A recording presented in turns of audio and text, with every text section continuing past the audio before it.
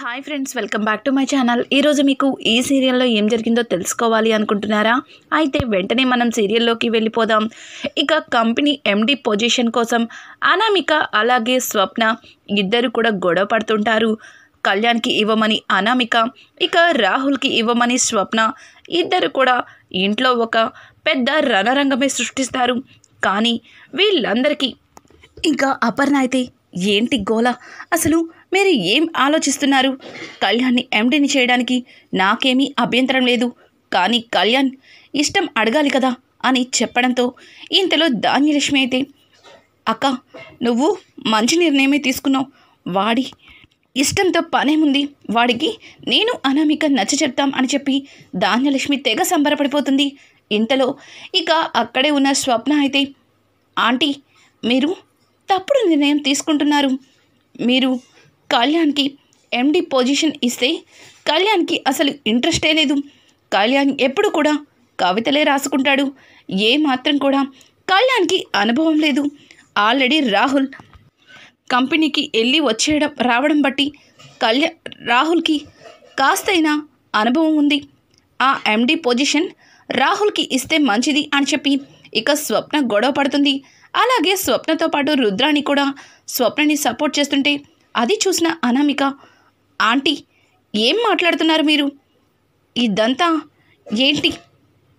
మీరు కూడా అన్నారు కదా కళ్యాణే ఎండి చేస్తే మంచిదని, ఇప్పుడేంటి అని అంటుంటే, చూడు అనామిక, నేను కూడా అలాగే అనుకున్నాను, కానీ కళ్యాణ్కి ఏమాత్రం కూడా అనుభవం లేదు కదా, రాహుల్కైతే మొత్తం అన్నీ తెలుసు అని చెప్పి ఇక రుద్రాణి అయితే అనామిక నోరు మూయిస్తుంది. అనామిక అదంతా చూసి కోపంతో రగిలిపోతుంది. ఇంతలో సుభాష్ వచ్చి, ఆపండి ఆపండి గొడవ, కనీసం చేపల మార్కెట్లో కూడా ఇట్లా కొట్టుకోరేమో, ఇంతలాగా కొట్టుకుంటున్నారు. అసలు మీరు మనుషులన్న సంగతి మర్చిపోతున్నారు. ఈ గొడవంతా కంపెనీలో ఎండి పొజిషన్ కోసమే కదా, కానీ కంపెనీలో ఎండి కావాలి అంటే దానికి అర్హులు ఒక్కరే మన ఇంట్లో, ఆ అర్హత కేవలం ఒక్కరికి మాత్రమే ఉంది అని అడగడంతో, ఎవరో మీరే చెప్పండి పెద్ద మావయ్య అని చెప్పి ఇంకా అనామిక అడగడంతో, దానికి సామర్థ్యం ఉన్న వ్యక్తి కావ్య మాత్రమే. రాజ్ తర్వాత ఆ అంతటి సామర్థ్యం ఒక కావ్యకి మాత్రమే ఉంది అని చెప్పడంతో వెంటనే అనామిక, ఏం మాట్లాడుతున్నారు పెద్ద మావయ్య గారు? రాజ్ బావ గారి తర్వాత ఈ ఇంటి వారసుడు కళ్యాణ్ని మానేసి బావగారి భార్య కావ్యక్కకి ఇస్తానంటారేంటి? అసలు కావ్యక్క ఈ ఇంట్లో ఉంటుందో లేదో కూడా తెలీదు. పైగా బావగారు ఒక బిడ్డని తీసుకొచ్చారు. రేపొద్దున్న ఆ బిడ్డ తల్లొచ్చి ఆ బిడ్డ నా బిడ్డ ఈ ఇంటికి కోడల్ని అంటే అప్పుడు కావ్యక్క ఇంటి నుంచి వెళ్ళిపోవాలి కదా అని చెప్పి ఇంకా అనామిక అయితే ఇక కావ్యకి ఆ పొజిషన్ ఇవ్వద్దు అని చాలా గట్టిగా మాట్లాడుతుంది. అంతవరకు రాహుల్ కోసం ఫైట్ చేసిన స్వప్న కావ్యని అంత మాట అనేసరికి, ఎవరితో వచ్చి ఈ ఇంటి కోడల స్థానం అడిగితే నా చెల్లెలు ఎందుకు ఇవ్వాలి? ఏం మాట్లాడుతున్నావు? కొంచెమైనా బుద్ధుందా నువ్వు మాట్లాడే మాటలకి?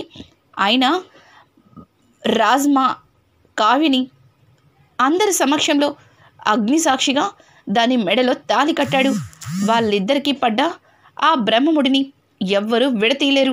రాజు ఒక బిడ్డని తీసుకొచ్చి, బిడ్డ అంటే ఇంట్లో ఎవ్వరూ మాట్లాడలేదు కదా అని ఒక అమ్మాయి వచ్చి ఈ ఇంటికి ఆ బిడ్డకి తల్లిని కోడల్ని అంటే ఊరుకుంటూ ఎవ్వరు ఊరుకోరు అని చెప్పి ఇక స్వప్న అయితే గట్టిగా అరుస్తుంది స్వప్న మాటలకి. అలాగే రాహుల్ రుద్రని షాక్ అయిపోయి ఒకరి మొహాలు ఒకరు చూసుకుంటారు. అంటే స్వప్నకి కావ్య ఎండి అవ్వడం పూర్తిగా ఇష్టం కాబట్టి ఇక ఇక్కడ చూస్తే అపర్ణదేవి అయితే, ఏవండి కావ్య ఆడది తను అని అంటుంటే ఇక సుభాష్ అయితే, అపర్ణ కావ్య టాలెంట్ ఏంటో నాకు తెలుసు. తను మన కంపెనీకి వచ్చిన తర్వాత తను వేసిన డిజైన్స్ వల్ల మన కంపెనీ ఎన్ని కోట్లు టర్న్ ఓవర్ అయిందో నీకు తెలుసు కదా. మరి మళ్ళీ నువ్వు ఆడ మగ అంటూ తేడా చేసి మాట్లాడతావేంటి? కావ్యకి లీడర్ పొజిషన్ ఉంది. తను ఎలాంటిదైనా సరే ఎదుర్కొని నిలబడే ఓర్పు సహనం ఉన్న ఆడపిల్ల. తనే ఇందుకు సమర్థురాలు అని చెప్పి ఇక సుభాష్ చెప్పడంతో సుభాష్ మాటలకి ఇందిరాదేవి అలాగే ఇంకా సీతారామయ్య కూడా చాలా సంతోషిస్తారు. సుభాష్, నువ్వు చాలా మంచి నిర్ణయం తీసుకున్నావు అని చెప్పి ఇక సీతారామయ్య సుభాష్కి చెప్పి అక్కడి నుంచి వెళ్ళిపోతారు. అమ్మ కావ్య, ఈ రోజు నుంచి కంపెనీని నువ్వే జాగ్రత్తగా చూసుకోవాలి.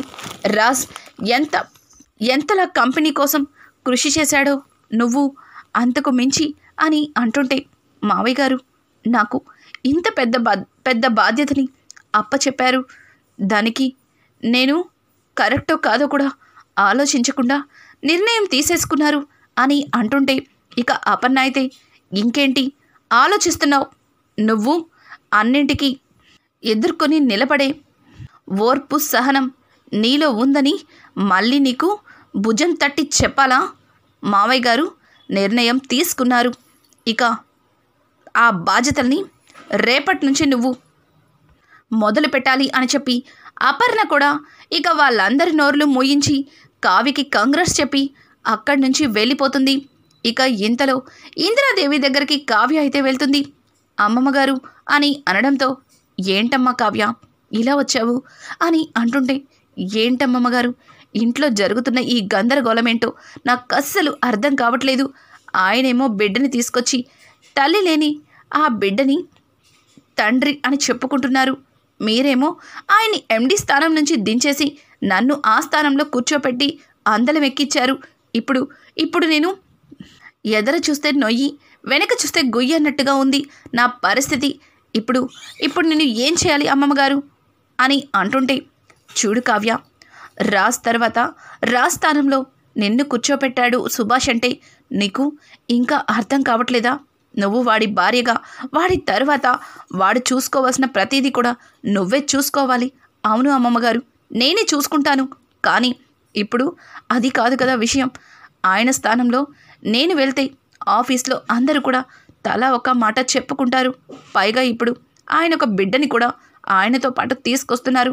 ఆ బిడ్డకి తల్లి ఎవరో నానా రకాలుగా చెప్పుకుంటున్నారు అని అంటుంటే, అమ్మ కావ్య, ముందు నేను చెప్పేది విను. నువ్వు వాడు తెచ్చిన బిడ్డ కోసం ఆలోచిస్తున్నావు, కానీ నేను ఆ తరువాత జరిగే పరిణామాల కోసం ఆలోచించాను. అందుకే సుభాష్ తీసుకున్న నిర్ణయానికి నేను అదే కరెక్ట్ అని చెప్పాను అని చెప్పడంతో ఇక కావ్య అయితే, అమ్మమ్మగారు తప్పో ఒప్పో నేను ఒకటి చేయాలి అనుకుంటున్నాను అని చెప్పడంతో, ఏంటమ్మా అది, ఏం చేయాలనుకుంటున్నావు? రాజేమన్నా నిజం చెప్పాడా అని అడగడంతో, లేదు అమ్మగారు, ఆయన నిజం చెప్పలేరు కూడా.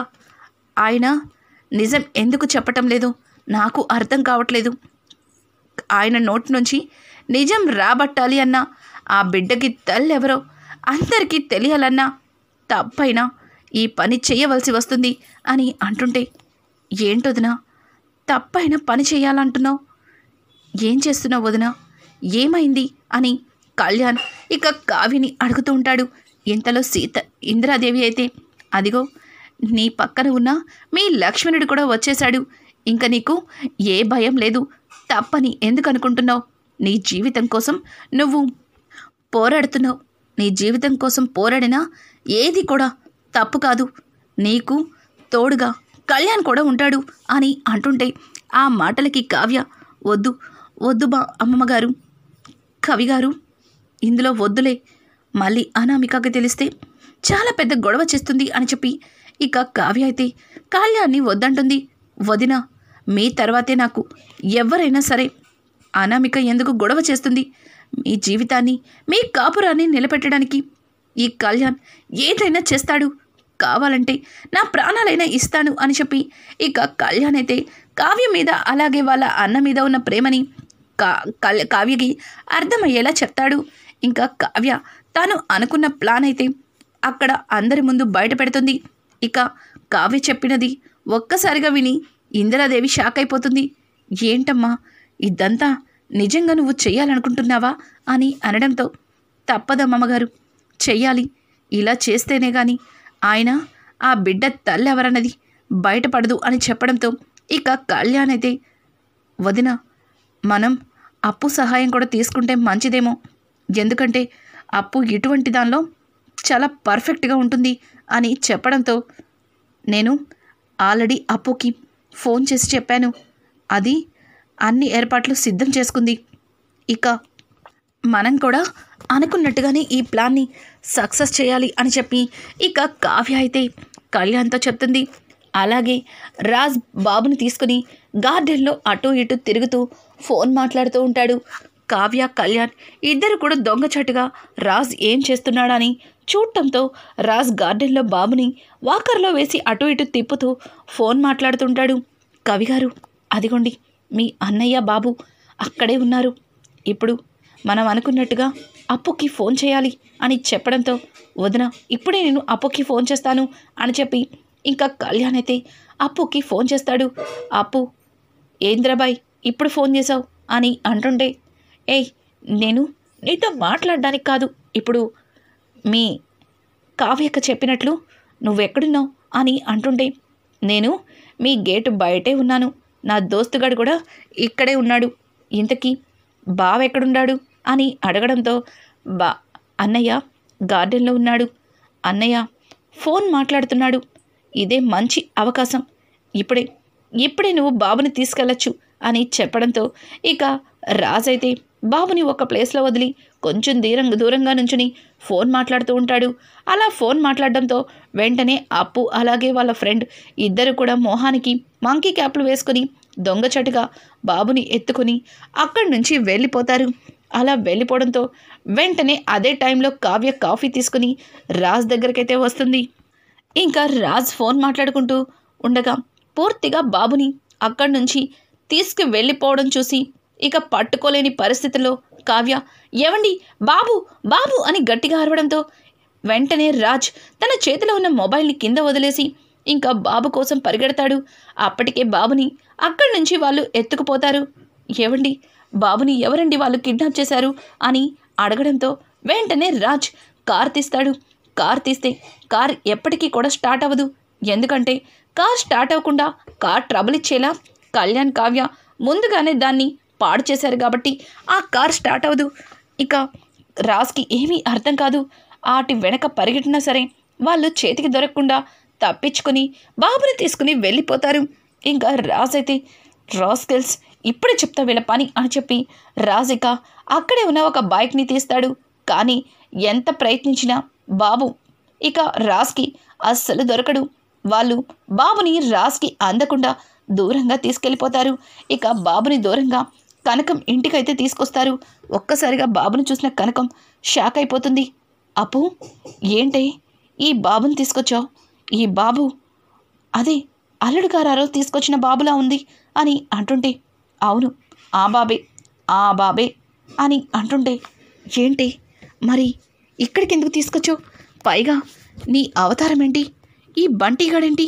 అసలు ఏమైందే మీకు అని అనడంతో ఇక జరిగిందంతా కూడా అప్పు కనకానికి చెప్తుంది. అమ్మ, అక్క, ఈ బాబు తల్లెవరో తెలుసుకోవాలంటే ఈ బాబుని కొద్ది రోజులు మన ఇంట్లోనే దాచిపెట్టమని చెప్పింది. ఈ బాబు నువ్వే మరి జాగ్రత్తగా చూసుకోవాలి. కనీసం చుట్టుపక్కలున్న అమ్మలక్కలకు కూడా ఈ నిజం తెలియకూడదు. ముఖ్యంగా నాన్నేమంటాడో అని అనడంతో వెంటనే కృష్ణమూర్తి వెనక నుంచి, కనకం, నేనేమంటాను? నా కూతురి కాపురం కోసం ఏదైనా చేస్తాను అంటాను.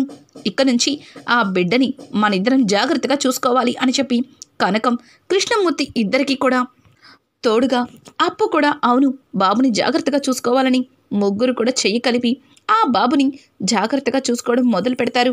ఇక ఇక్కడ రాజ్ బాబు దొరక్క ఇక బాబుని ఎవరెత్తుకెళ్లారో తెలియక చాలా కోపంగా ఇంటికైతే తిరిగి వస్తాడు. ఏమీ తెలియనట్టుగా కావ్య, ఏవండి బాబు ఏమయ్యాడండి?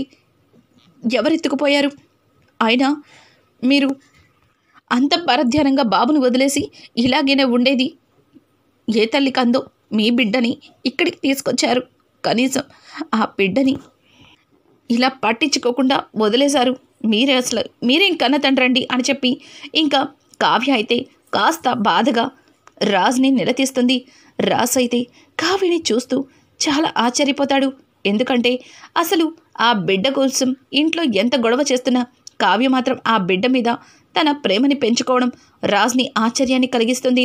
ఇంతలో రుద్రాణి అయితే ఏంటి, బాబు కిడ్నాప్ అయ్యాడా?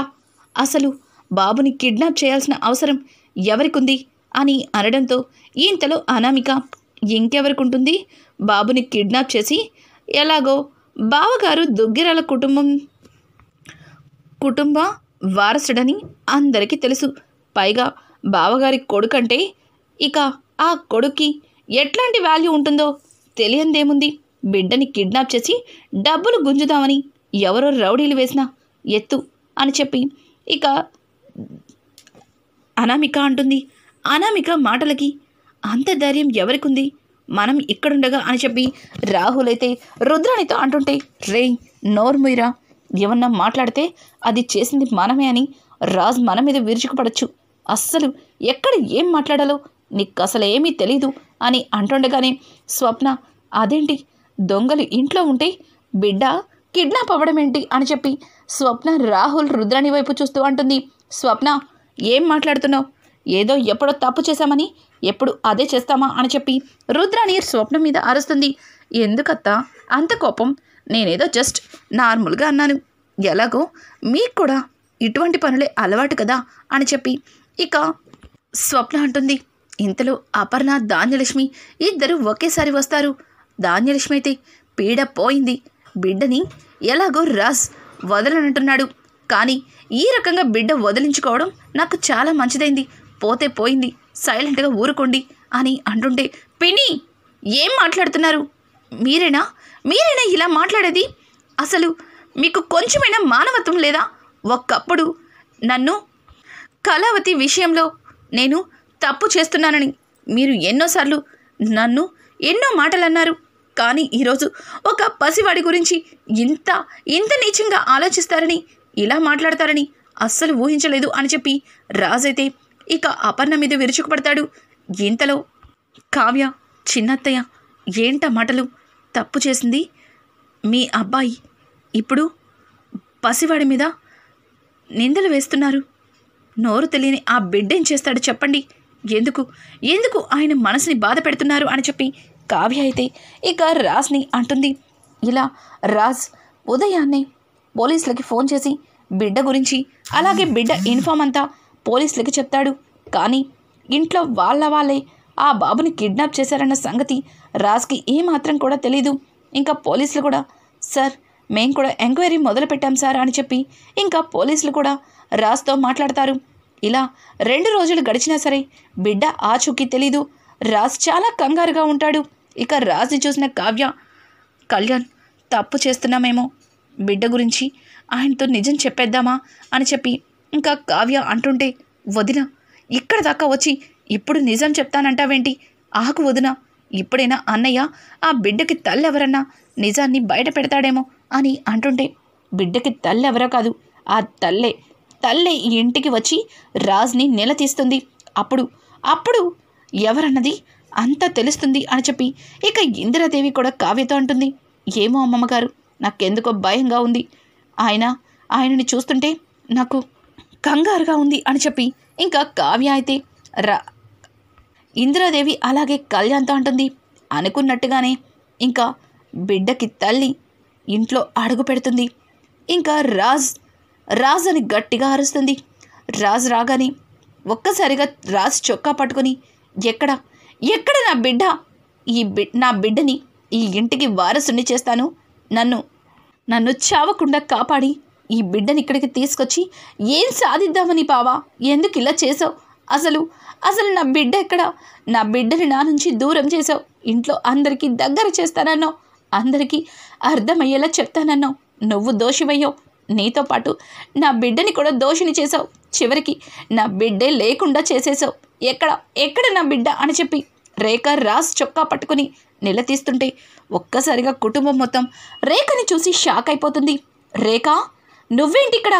నువ్వు అబ్రాడ్లో కదా ఉన్నది అని చెప్పి రుద్రాణి అడుగుతూ ఉంటే ఇక పక్కనే ఉన్న అనామిక రేఖని చూసి, ఎవరి అమ్మాయి రేఖ అంటున్నారు, పైగా రుద్రాణి ఆంటీ ఎందుకు ఇంత రియాక్ట్ అవుతుంది? అత్తయ్య తనెవరు అని చెప్పి ధాన్యలక్ష్మి అడగడంతో తను రుద్రాణి కూతురు అని చెప్పడంతో, ఏంటి రుద్రాణి ఆంటీ కూతురా అని ఇక అనామిక ఆశ్చర్యపోతుంది. రేఖ అయితే ఇక రాజ్ని పట్టుకొని బిడ్డ గురించి అడుగుతుంది. ఇంతలో కావ్య అక్కడికొచ్చి, ఆగు ఆగు రేఖ, ఆయన్నెందుకు అందరి మధ్యలో చొక్కా పట్టుకుని నిలదీస్తున్నావు? అసలు బిడ్డ గురించి నీకెందుకు? ఆయన బిడ్డని నువ్వెందుకు అడుగుతున్నావు అని అంటుంటే, ఆయన బిడ్డ ఏంటి? అసలు ఆ బిడ్డ నా బిడ్డ, నేను చేసిన పాపానికి పుట్టిన బిడ్డ. ఆ బిడ్డని నన్ను వదిలించుకోవాలని ఒక మూర్ఖుడు చూశాడు. కానీ మా ఇద్దరిని ప్రాణాపాయ స్థితి నుంచి కాపాడి బిడ్డని నన్ను ఈ ఇంటికి దగ్గర చేస్తాను, నీకు జరిగిన అన్యాయం గురించి పోరాడతాను అని చెప్పి నా బిడ్డని తీసుకొచ్చిన రాజ్ ఈరోజు ఆ బిడ్డే నాకు లేకుండా చేశాడు. ఎక్కడ రాజ్, ఎక్కడ నా బిడ్డ బావా? చెప్పు. నా బిడ్డ లేకపోతే నేను బ్రతకలేను. నా నుంచి నా బాబుని దూరం చేశావు, చెప్పు బావా అని చెప్పి ఇంకా రేఖ అయితే రాజ్ని గట్టిగా నిలదీస్తుంది. రాజ్కి నోటి నుంచి మాట రాదు. ఇక అపర్ణ అయితే, ఓ ఇదా జరిగింది, నా కొడుకుని ఎంత లేసి మాటలన్నారు. రే ఏంట్రా ఇదంతా? రేఖని కాపాడడం కోసం నీ జీవితాన్ని పలంగా పెడతావా? అసలు నీ పరువు ప్రతిష్ట అంత దిగజారేలా ఎందుకురా చేసుకున్నావు? అసలు ఏం జరిగిందో చెప్పండి అని చెప్పి అపర్ణ గట్టిగా అడగడంతో ఇక కావ్య కూడా, ఏవండి రేఖ ఏం చెప్తుంది, అసలు ఏం జరిగిందో చెప్తారా లేదా అని అడగడంతో ఇక రాజ్ అయితే, రేఖ ఒకరిని ప్రేమించి చాలా ఘోరంగా మోసపోయింది. పెళ్ళి కాకుండానే ఒక బిడ్డకి తల్లయింది. పైగా ఆ బిడ్డని తల్లిని వాడు పూర్తిగా వదిలించుకోవాలని చూస్తున్నాడు. అందుకే రేఖ జీవితాన్ని నిలబెట్టడం కోసం రేఖని అలాగే రేఖ బిడ్డని ఈ కుటుంబానికి దగ్గర చేయడం కోసం నేను ఆడిన చిన్న నాటకం. కానీ ఇందులో నేనే విలన్ అయిపోతానని అస్సలు ఊహించలేదు అని చెప్పి ఇక రాజ్ జరిగిందంతా కూడా చెప్తాడు. ఇప్పుడైనా నిజం చెప్పారు. బిడ్డ ఎక్కడికి పోలేదు, బిడ్డ నా దగ్గరే ఉంది. ఇదంతా తెలుసుకోవాలని నేను ఆడిన నాటకం అని చెప్పి కావ్య ఇక బాబుని అప్పు ద్వారా ఫోన్ చేసి అక్కడ ఇంటికి రప్పిస్తుంది. బిడ్డని చూసిన రేఖ చాలా ప్రేమగా బిడ్డని ఎత్తుకొని ముద్దులాడుతుంది. ఇక రాజ్ అయితే, ఎందుకు ఇలా చేసావు అని అడగడంతో, మీరెందుకు నిజం దాచిపెట్టారు, మరి మీరెందుకు ఇలా చేశారు అని చెప్పి కావ్య కూడా రాజ్ని నిలదీస్తుంది. ఇక కావ్య వేసిన ప్లాన్లో బిడ్డని కిడ్నాప్ చేయడంతో నిజం తెలుసుకున్న కుటుంబం చాలా సంతోషిస్తుంది. అలాగే రేఖని కుటుంబం హక్కున చేర్చుకుంటుంది. ఇక రుద్రాని నోటి నుంచైతే మాట కూడా రాదు. రానున్న ఎపిసోడ్స్ మరింత ఇంట్రెస్టింగ్గా మారబోతున్నాయి. ఈ వీడియో మీకు నచ్చినట్టయితే లైక్ చేసి సబ్స్క్రైబ్ చేసుకోవడం మాత్రం మర్చిపోకండి. Thanks for watching. Hi friends, welcome back to my channel.